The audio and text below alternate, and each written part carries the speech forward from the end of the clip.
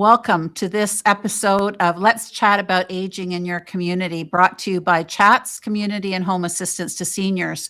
So today I'm really pleased to introduce to you our two guests who are from the York Regional Police, and they're going to be talking to us about some of the ways in which seniors can be subjects of fraud, but also how they can prevent those getting into those situations, and also talk about what to do in the event that you yourself or somebody you know has been subject to some concerns in this direction. So my first guest that I'm very pleased to introduce to you is Constable Erin Brown. Erin is currently in her 23rd year of policing at York Regional Police and currently is also a member of the Senior Safety Unit within Community Services. Erin has worked in various roles as an officer, including frontline patrol, 1 Division Criminal Investigations Branch out of Newmarket, the Uniform Recruiting Unit, and the Major Collisions Investigations Unit prior to starting with Senior Safety in 2022. Along with assisting and liaising with seniors and community partners, Erin is also a member of various internal support networks at York Region Police, including the Pride ISN. CHATS works very closely with Erin and her team to help protect and inform our clients of issues they need to be aware of. And I'm really delighted to welcome Erin. And Erin is also going to introduce her partner to us, who is off screen for some very important reasons. But Erin, I'll turn it over to you just to introduce our other guest. Yes, thank you very much, Christina, and very nice to meet you, and thanks for being a part of this today. My partner who's sitting beside me, who's kind of off screen, is Detective Jeff Biersticker. He currently works in the Financial Crimes Unit. Prior to that, he's done lots of time in the Auto Squad Unit and also Frontline Patrol. We used to work together years ago in training when we were in our Criminal Investigations Branch out of Newmarket, so we do have some familiarity with each other. But because of his nature of what he does right now, he's preferred to be off screen. What is the Senior Safety Unit in the York Regional Police Service? Yeah, so our unit is a small unit comprising of 2 officers and a social worker. Because we are a smaller unit, we're more of a support role, and we help out when it comes to crimes against older adults or any kind of report where an older adult may be defrauded, have some kind of domestic, and they need some help with supports, maybe referrals to other agencies. Sometimes we'll go out and do home visits as well, depending on the nature of the situation. Some older adults may be hard of hearing, may have other cognitive issues, and over the phone, those kind of communications, conversations don't work as well. Or we may have a case where there is someone abusing the older adult, but it may not be quite enough for us to lay criminal charges, or they refuse criminal charges based on the loved one that is with them, if they're a caregiver, whatever the situation may be. So anytime a crime does get reported that needs investigated, it will get investigated by an elder abuse investigator or someone like Jeff in our Financial Crimes Unit. And then we will help and facilitate any kind of supports. We'll work with our community paramedics, fire department, nurses, social workers, doctors, whatever kind of agency that is also supporting this person, to see what we can do to make sure that they're connected and supported. Because at the end of the day, we want to make sure everybody ages at home and lives where they want to live, and not have to, force them to go to a retirement home if they're not ready. So we have a lot more things in place to help that be facilitated.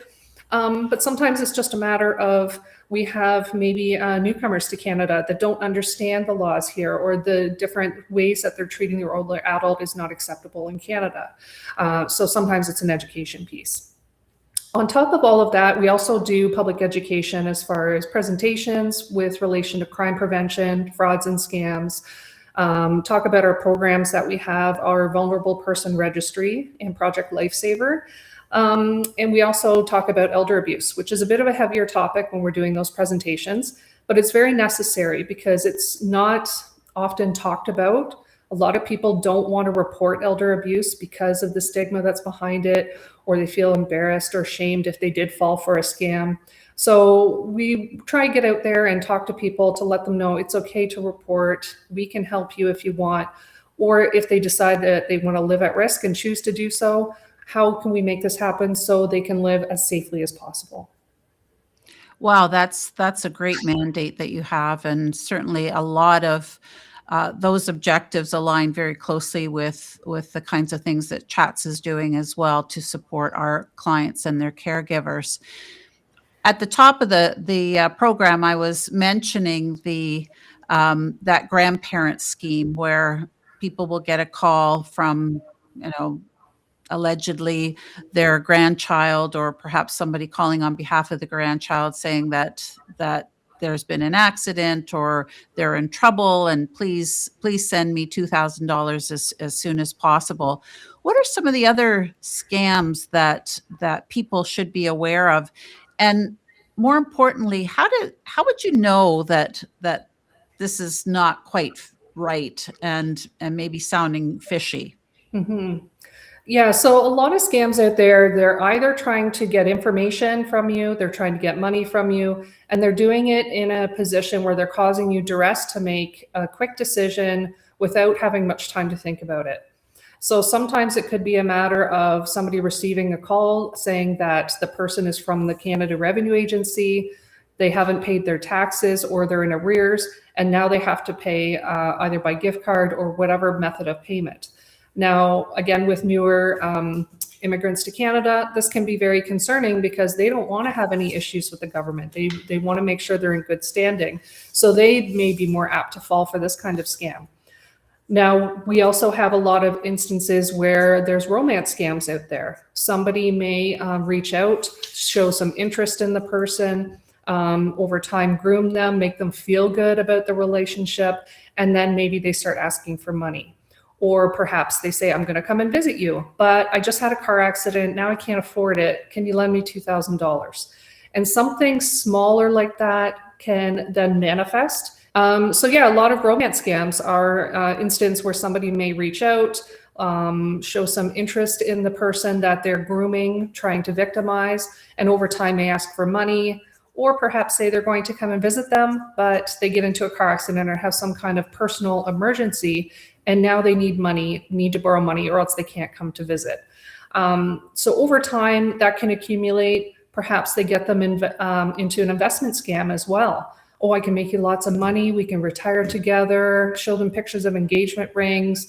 Now, this older adult who may be victimized might be in isolation, maybe living alone, doesn't have anyone to talk about this kind of information, or they're lonely and they like the attention. So they're willing to take a bit of a risk, even though they're thinking, yeah, I've never met this person, but I believe them and everything they're telling me, and their emotions and their feelings take over. And that's where a lot of problems can result from that. So with a lot of these scams, I'm sure you'll be surprised to hear only 5 to 10% are actually reported. So whether Why is that? Why is it so low? So a lot of times this happens because they're embarrassed. They're frustrated with themselves that they gave money away, or perhaps they're in a financial position where they can give away $5,000 and it doesn't cause any hardships for them. So they don't want their family members to maybe know. Maybe they live with their family members as their caregivers. And they're afraid, well, I'm going to get kicked out or something's going to happen. So there's a lot of back end reasons why somebody doesn't want to report it. Most of these people that fall for these scams are smart and educated people, and they are embarrassed and they just don't want people to know. So that would be one of the biggest things that we wouldn't see it. Sadly, we've seen some families lose hundreds of thousands of dollars to some of these scammers, and they can't believe that they've fallen for it. So, when these kind of calls come in, I know you were saying, like, how do you know? Like, how do you know it's a scammer? The biggest thing is to slow everything down.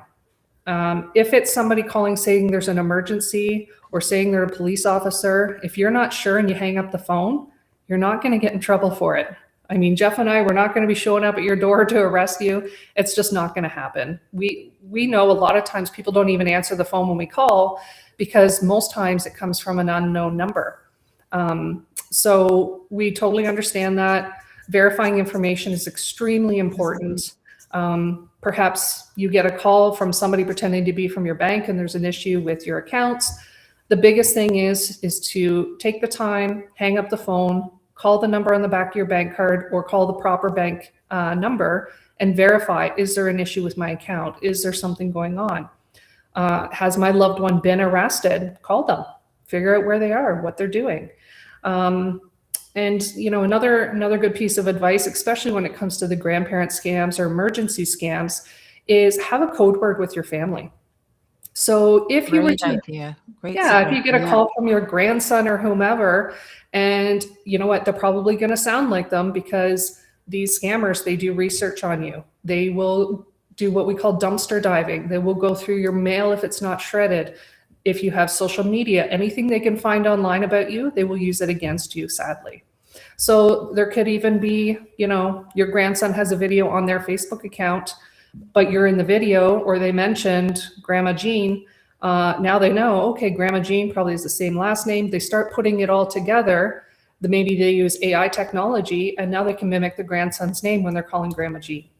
So if they have a code word, they can challenge that caller to figure out, okay, well, if you don't know the code word, I'm not talking to you, and hang up the phone. Just another level of security. Yeah. So what happens when an investigation actually is launched for that, small number of people who report? What happens? What's the process that you would go through to try and catch these bad guys? Do you want to take that one, Jeff? Sure.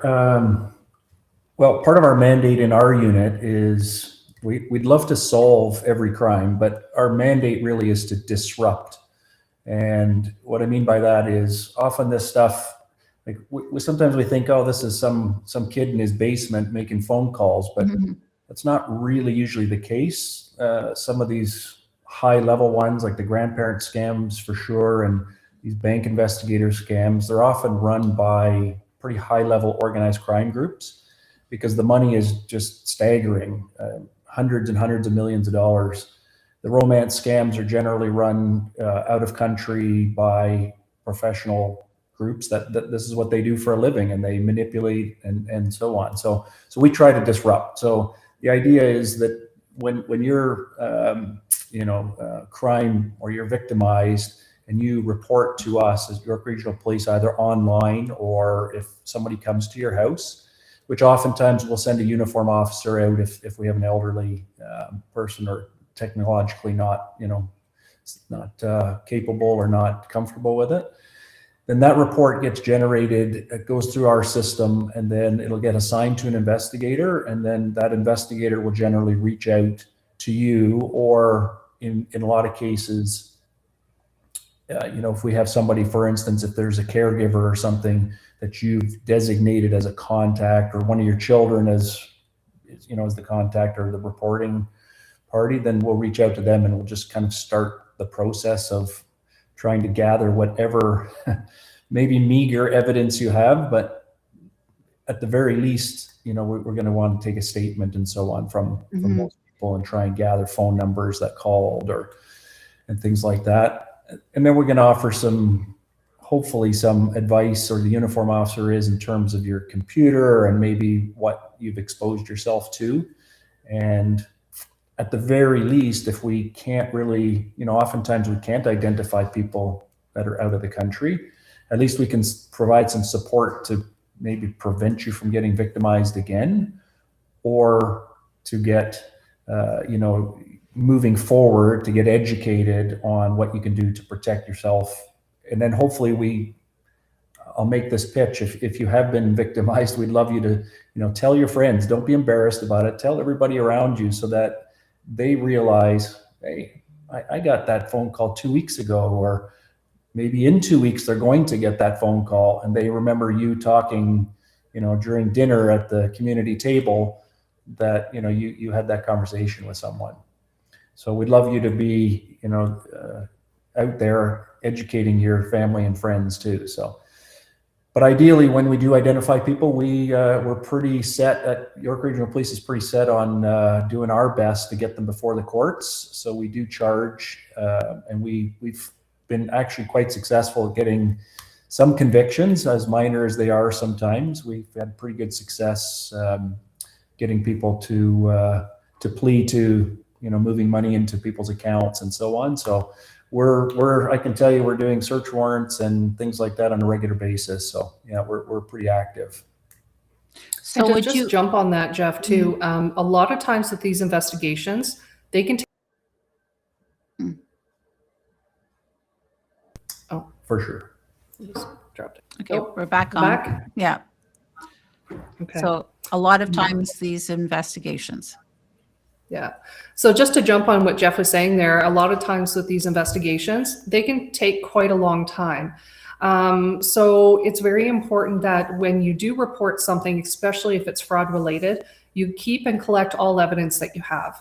So if it's video surveillance of somebody coming to your home, now keep in mind that, you know, grandparent scams, those people that come to the home, or for whatever reason they're coming to your home, they're probably not going to park in your driveway. They're going to park down the street and walk in. They may wear a mask saying that it's COVID protocol, but ultimately they're trying to prevent us from figuring out who they are and identifying them. So if you have any video, talk to your neighbors. Do they have any video of this person down the street? It's important to capture that. Make sure you save a copy, because after you do report, it could be several weeks to months before someone gets in touch with you, just because there are so many frauds and scams out there. So any kind of information that you have, did you have a conversation? What words did they use? Did they have an accent? To you, what did they sound like? Do you have any receipts? Were you advised to go to get cryptocurrency and set up an account? What information do you have to help support that investigation? So the more information, the better. Nothing is too small. Because at the end of the day, if they don't solve your case right away, it may lead to some information that solves another case, and they can tie it all together, especially with organized crime. Right, right. So what are some of the signs or signals for caregivers or neighbors that somebody, you know, is perhaps being victimized in these scams? One of the biggest things I would think is somebody perhaps withdrawing from public settings, maybe not conversing with others as much as they used to. All of a sudden, maybe they're talking about a new boyfriend or girlfriend that they have, but they've never met them in person. Signs where behavior is not the baseline, something that's out of the ordinary, would be a big tip off. Perhaps they're not going out for dinner anymore because they can't afford to. What's happening there? Is it because their finances are depleting because of a scam, or did they not save enough because of retirement or whatnot? At the end of the day, either way, they need supports, they need help. So when it comes to maybe perhaps being scammed by your family members or caregivers, that again could be, you know, somebody possibly using their credit card or their debit card without permission, making large purchases. Mom's now moved into the house, and all of a sudden, you know, your neighbors have a brand new car, or they're going on vacation all the time. Mom's living in the basement. We also have instances where we call home unit takeovers, where there's a senior living at home. Maybe their adult children have lost their job or need some financial support. They move in to be able to kind of get back on their feet. And over time, that could be eventually they take over the home. Now the older adult has been kicked out of their bedroom and has been forced to live in the basement. All of a sudden the mortgage is the house title has been signed over to the kids. Controlling aspects. They're not allowed to visit their friends anymore. Even spiritual abuse. We talk about that they're not allowed to go to church. They're being withdrawn or confined from doing the activities that they used to like. So when we think of all these scams and frauds, yes, they're global, but they're also at home. So we have to be careful to pay attention. Have they lost a lot of weight? Are they not taking the medication properly? Are they up at all hours of the night or having different behaviors? Those could be some signs of elder abuse happening within the family unit.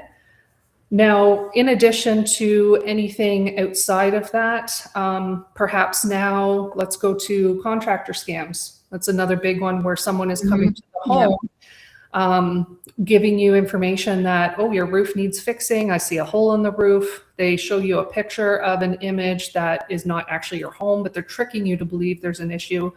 Start some work, get thousands, 20, 30, even more from you. And then all of a sudden now they're like, oh, you have to give us a final payment or we're not finishing the job. So situations like that or there'd be a dumpster left in the front yard, the job's not done, and all of a sudden they're gone. Now the dumpster company is coming to your house and they want payment for their dumpster because the contractor didn't do it. That's on you. So it's unfortunate how they really try to take over and manipulate these people. So we talked about the fact that someone being victimized may be too embarrassed to contact York Region Police and the Senior Safety Unit. But what about people who are perhaps suspicious or feel that someone in their family or a neighbor is being victimized? Yeah, we have times where people will call in and say, you know, I don't know if I want to tell you their name just yet, but I think this is happening. What can we do? Another great agency to perhaps reach out to is Elder Abuse Prevention Ontario. They are not case managers, but they have lots of expertise in various situations, and they can provide guidance and support as to how to handle certain situations. And if they feel that it's getting close to criminal nature or police need to be involved, they'll also encourage that step forward. But it's hard. It's hard when people know they're in a situation like that, but they do not want to have anything to do with the police. They don't want their loved ones charged or arrested. Sometimes they just want their family member out, but then that comes with a whole nother set of challenges under the Residential Tenancies Act and the Occupiers Liability Act. And so a lot of that contradicts itself, where we don't have the authority to get these family members out if they've lived there for a period of time and or are paying rent. So that's where it gets down to like a civil situation, and they may have to go to court to get that done. And I think you mentioned earlier that there's also, you know, an individual's right to be able to decide how they want to spend their money, even though members of the family may not agree with what's happening. Absolutely. And I know Jeff and I have seen this multiple times where misuse of power of attorney documents, or perhaps you get someone even in the community that starts befriending an older person and now immersing themselves into their life, helping them clean, cook, doing laundry, different gardening things. And, you know, after a couple of years becoming friends, now this older adult has them on their will and estate documents, and the family's going, what the heck is happening? So, and sadly, it's funny, not funny, how people can really go out of their way to argue with other people over money. So you may have family members that maybe not necessarily want to help mom and dad, but they know they have money, so they're trying to get in there to make sure they get a piece of the pie at the end. And I tell my kids this, I don't know if you tell yours this, Jeff, but don't expect any inheritance, right? If you got to make your own money. But sadly, we do have some people that we have to have these conversations with because they think mom and dad's money is mine. Why are we spending money on them living in a great retirement home? They can just live with us and then I get more later. And we have to really have some serious conversations with them about that. And, you know, in the work that we do with caregivers, we often encounter situations where sometimes family caregivers become so overwhelmed and feel burdened by the caring activities and just what goes into having to, you know, manage medical appointments and nutrition and all kinds of sometimes behaviors due to dementias, that the caregivers themselves become so frustrated and could potentially find themselves in a position where they, you know, they may harm their loved one, even though it's not necessarily intentional. You know, Christina, just, you know, as you two were talking there, the thing that strikes me is the theme that comes up consistently in all these things, in frauds in general, but specifically even in what you guys were just talking about in terms of, you know, the people closest to you, is it really almost every single time comes down to money. Like what else is there? I mean, at the end of the day, when scammers are calling you and they're seeking information, well, they're seeking that information to try and get your money. When the bank investigator says, we're going to help protect you, well, ultimately they're trying to steal your money. When the romance scam victim, gets involved with a romancer, they're after your money. When your family member is only really there for your money, that's when someone has to step in and be your advocate and say, boy, it sure is weird that your son or daughter who's living with you seems to, be controlling your bank account and be driving a new car, and they're going on trips, and their wife has a brand new, Coach bag or something. And that's often what we see, is that the money flows to the child, and the child who's the caregiver or the power of attorney really starts to live a lifestyle that they couldn't afford prior to them moving into the house or something like that. So there are signs, and that's often where we get involved with the power of attorney charges, and that there's an abuse of that, and it's always the money every single time. There's no other evidence of it. It's always money. So I think that's something people can be aware of, is that when the ask goes beyond spending time with you and just loving on you, it becomes, I need money, I need money, I need you to fix my car, I need to go on vacation, I need you to pay the tuition, I need groceries. That's when you start to have a problem, and you're not showing love back to them by just feeding them all that money. That's the easy thing to do, but that's really the sign that people have to look out for. Now, you mentioned power of attorney charges. What does that look like? Go ahead. Well, we deal with a fair amount of these in terms of, and it's usually family members, but it can be someone, like Erin said earlier, like a neighbor or something like that. And ultimately, what we're looking for is evidence that, somebody's been living their life, just, normally aging and so on. And usually we find this often, they're fairly wealthy and they're aging. They may be in a home, or maybe in their own home. And the money just starts to pour out of their account, just in huge numbers. And it just starts to go towards that, whoever's their caregiver, or to family members of that caregiver. They try and hide it one level. And it's usually ridiculously obvious once you get bank records and you start seeing that, money's coming out of, like Erin said, Grandma Jean's account, and it's going into son Michael's account, and then son Michael sends it to his wife's account, who, then mysteriously, goes gambling. And we see that quite often too, that the son or daughter will have a gambling problem. And that's where the money is funded from.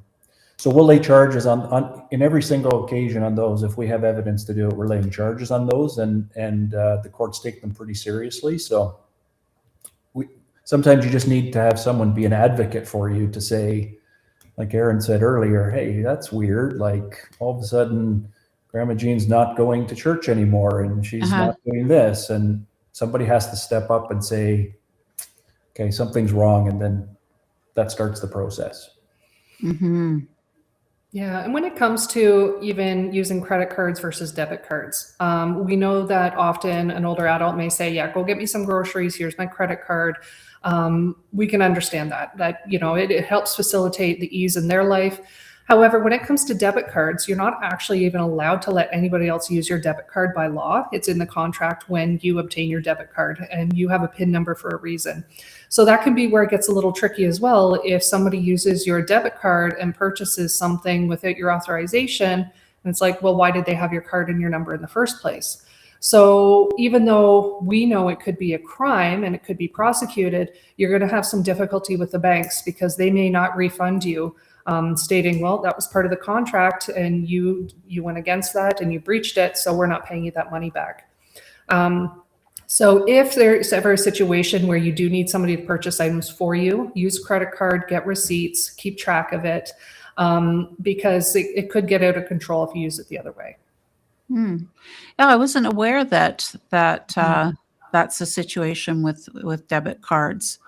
And I would think that there could potentially be a number of older adults who prefer to still use debit as opposed to credit cards, that they're sort of reluctant to carry any kind of debt on a credit card, but will use a debit card or might share that card with somebody else. So if we take that one step further and then we say, well, sometimes you may not be a family member, but it might be the PSW that comes in to work for you. And you may or may not have a genuine relationship with that person. Sometimes, people form bonds and so on, but we know for a fact that that's not always the case. And sometimes those people are there to manipulate and to put themselves into positions of trust. And giving them your debit card with your PIN number or your credit card with a PIN number is just a bad idea. It's just simply a mistake. So in that case, here's $50. I need you to go in Shoppers Drug Mart and pick this up, is a far better arrangement than it is to giving that really piece of security that you have over that debit card. So, and then monitoring, if you do, you have to monitor your bank statements and look for those suspicious transactions, right? There's no sense in that person in a position that maybe they shouldn't be put in, that it can look bad if there are charges that maybe you have dementia and you can't explain, and then it gets blamed on that care worker. I think we can look at it from both sides, right? Yes. Do you ever encounter situations where a family member, for example, may have the best of intentions in trying to protect their loved one from perhaps spending too much money or getting involved in these romance scams, whatever it is, and then sort of take control of the finances out of good intentions, to protect their loved one? And if so, how do you handle those situations? Those can get extremely complicated. There's lots of variables that have to come into play. The biggest one we need to consider is capacity of that person. Do they have the mental capacity, or have they been deemed incapable by way of capacity assessment of even making those decisions regarding their finances? So an example, recently I had a conversation with somebody over their parent that was now in a new relationship, and they were spending more time with this person, buying them gifts, nothing too extravagant. But they were concerned about their parent and dating this new person, and they wanted to know what we could do to tell them to back off. And I'm like, well, if we can't prove that they're exploiting them and your parent wants to be with them and they're not deemed incapable of making decisions, you have to let them live their life. So again, it's things to pay attention to, like Jeff said. Watch those cues. Are they being financially abused? Are they being abused verbally or physically? Otherwise, if it's just because you disagree with them seeing this person, that's really not anything that we could do at this point. So I know there are a lot of good intentions, especially when somebody doesn't have capacity and the power of attorney has to take over for care and property. And with property, finances comes in with that.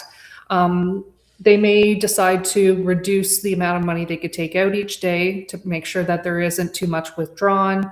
Perhaps they make better care decisions for them. But at the same time, we have to be careful with those abusive type decisions where someone may say, you know what, mom doesn't need a haircut for another couple of weeks, or they don't need their nails trimmed as often.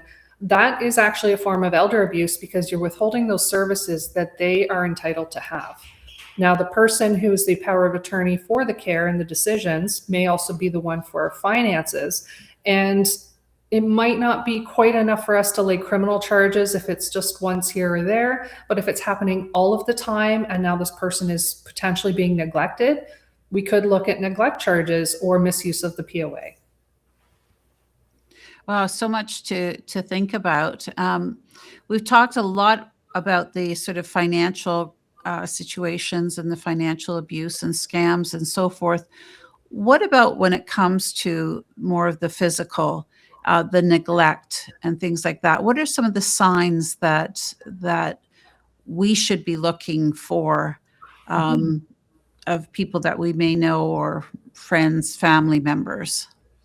So any unexplained marks or bruises, this could look in the way of like a bite mark, could even be on their skin, some kind of pinch mark in a location where they normally wouldn't have a bruise. So let's say you have a bruise on the outside of your arm versus maybe under your arm where a caregiver was trying to lift them. That one could be explained versus on the outside of the arm. It's like, well, how did that happen? Did you push them off something? Did you let them fall? Perhaps somebody is left too long without being taken to the bathroom and now they've soiled themselves. Another incident we had where we were trying to decide, is it elder abuse or not, is mom had dementia and was constantly trying to get dad out of bed, but dad would have falls. So they were locking mom in a room and putting dad in a bed with soft restraints so he couldn't get out of bed. Now, is it ideal? No. Were they doing it in a neglectful way? No, because they were very well cared for. They were fed, they were given everything, but that was the only way that they could manage the situation. And again, that comes back to that caregiver burnout. So we have to really look at the whole situation and figure out, is this enough for criminal charges, or is it, okay, how do we get more supports in place so they don't have to resort to this? Because it's not ideal when those older adults should be living the best years of their life. Mm-hmm. And they're find away from each other for safety reasons. So that's very tough. So other forms of physical abuse could also be a result of sexual abuse. So they could have ripped clothing, torn clothing, maybe their genitals are bruised or injured. So those again could be signs. Perhaps the behavior starts changing. Let's say an event happened in the bathroom, and now every time that they go to take this older adult to the bathroom, they have a physical reaction and get upset because they think they're going to be abused again. So those kind of changes in behavior should be a big key to pay attention to. If somebody said they were hurt, but they have dementia, don't discount it as maybe it happened in the past. It could have actually maybe happened now. So everything needs to be looked into. And that's why our ministry reporting guidelines have really skyrocketed, because anytime there's any kind of injury or allegation of abuse, whether it's, mom was left too long in a dirty diaper, it has to get reported to police. So it's going to inundate our system a little bit for a while until we kind of come up with a better process, but it's necessary because we can't ignore these things thinking that they're minor in nature, especially if they're happening all the time. Mm-hmm. And what about situations where the reverse situation is happening, and perhaps it's the elderly person, the mom or dad that is being abusive to their caregiver or to their spouse? What about those situations, unfortunate situations where the opposite is true and it's the elderly person who is being abusive? And maybe due to dementia or some other challenges is not even aware that they're being abusive to their spouse or family member or caregiver.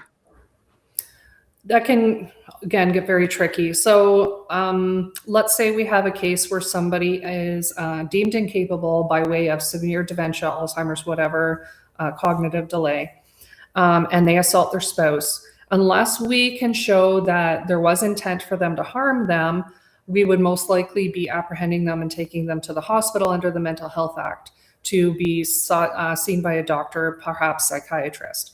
Now, this is just a Band-Aid solution. It's not long-term because they can only do so much at the hospital. Now, if this person who maybe has dementia but still has capacity and they assault their spouse, there's a very real chance that they're going to be arrested and charged with domestic assault. So for those situations where somebody may be arrested through intimate partner violence and go to court, there are diversion programs if the offender or the person who's been charged wants to enter into those, which will give more options for various resources and different agencies to help step in for those types of violent situations and help with more of a rehab approach. Because again, at the end of the day, if there's a bigger picture of what's going on with their mental capacity, we want to address that versus, is this just a one-off event? We've covered so much in this past half hour, and I'm sure that there's a lot more that we could talk about, but I think people will be interested in knowing, so what can I do to keep myself safe, keep my loved ones safe, my friends safe? What are some of the tips and hints that people should be aware of? So going back to your PIN numbers on your card, not only keep that PIN number safe from anybody you know, unless you completely trust them, and I mean completely. Make sure you cover your PIN when you're at ATM machines, when you're purchasing at grocery stores. But also while you're out and about, pay attention who's around you. Distraction thefts are a huge problem right now outside of the familial people in your life. They will try to ask you questions while you're paying for gas, while you're doing other things. And what they're doing is trying to then steal items from your bag or perhaps from your vehicle. So pay attention to your surroundings, know what's happening around you. Don't take any unnecessary items with you. Your passport and your SIM card should be at home at all times, locked in a secured location. If you're taking your passport to go to Longo's going grocery shopping, you need to find a better vacation, right? Erin and Jeff, thank you so much for being on our program and this podcast and providing so much information.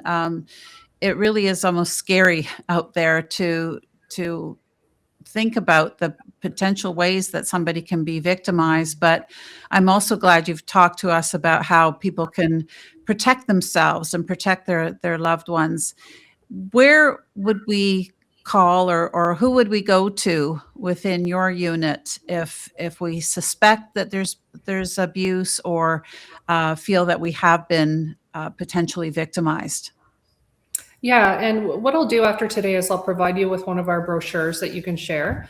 So basically calling York Regional Police, the 1-866-876-5423. If you prefer email, seniorsafety@yrp.ca. You can always reach out to us and we'll get to you as soon as we can. Be mindful, we do work Monday to Friday, not evenings or weekends for the most part. So if it's urgent and you need police assistance right away, please call for 911. Thank you so much for that. And of course, any of our clients or their caregivers could also contact Chats and some of our workers if they're concerned about anything, and certainly we would do the referral to you and your unit in the case where somebody may be suspecting something that is just not looking right or feeling right. Sometimes, our tummy tells us that as well, and it's very important that we have the whole system looking out for older adults and making sure that this abuse doesn't happen, and that if it is, we make it stop. So I want to thank you both for being here today and sharing with us so much information. And to those of you who have taken the time to listen today, I want to thank you for joining us. I hope that you got a lot of great information, as I did, out of this program, and we'll see you the next time on Let's Chat About Aging in the Community. Thank you.